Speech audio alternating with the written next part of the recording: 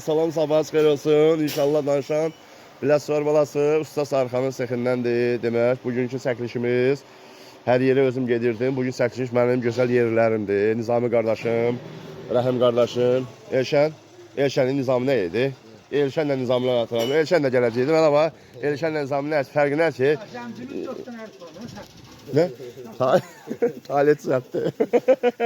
Əsaslı yerlərimdir. Allah canlarına salamat versin. Allah canlarına dəyməsin.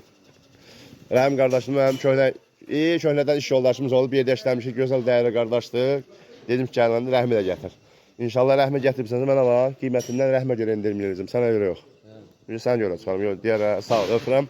Demək, Allah sizinlə köməz olsun. Allah canınıza dəyməsin. Aparatımız nol fazadır. İnşallah 4 təşərimiz sarıqı nol faza. Təzə bıçaq sistemi.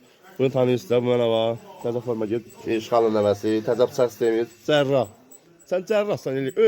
Oğuzda kişiyə nə dedin? Kişi dedi ustasan, dedi yox elektrik. Niyə çıxıb toku dəyişmənli olma? Çıxa bilmədim.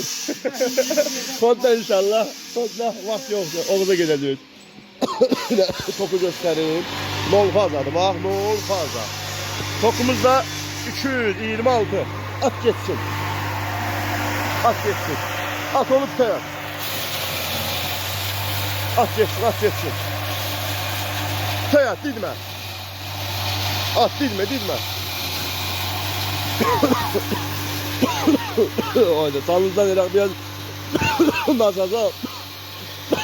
Bağışlar söz şiran masazam canım ağrır diye. At, didmə, Talih, at, didmə. Şıxalın nəvəsi. Üstüne koyduğumuzda ine geleydi. Bak oradan atır. Buna bak. Bundan balece isteseniz balece gözler var. Bak bu güzeleydi. Arpabıqdan un elməsin. Yarım eləmək üçün arpabıqdan şüpindili. At olup da yat. Didmə, didmə. Oradan atmağından buradan çıxmaq eynidir.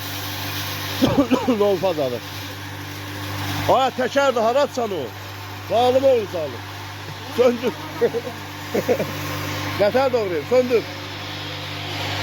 Rəhmətə doğru. Süper, əladır. Elə bilən mal üçün bu razmer süperdir. Qoyuna da yaxşı. Baləcəni qoyanda həm baləcəli torpağı çox olur. Bu ən gözəli budur. Xeyir olsun.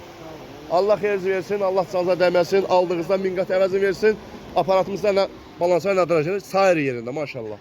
4 təkər qoş aparat çemliyiş, nə bilim nə, hər şey.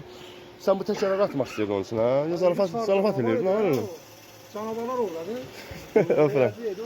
Doğrayacaqdı onu. Mənə bax, təkər 1100 neçədir? Təkər meşoğu 150 manatdır.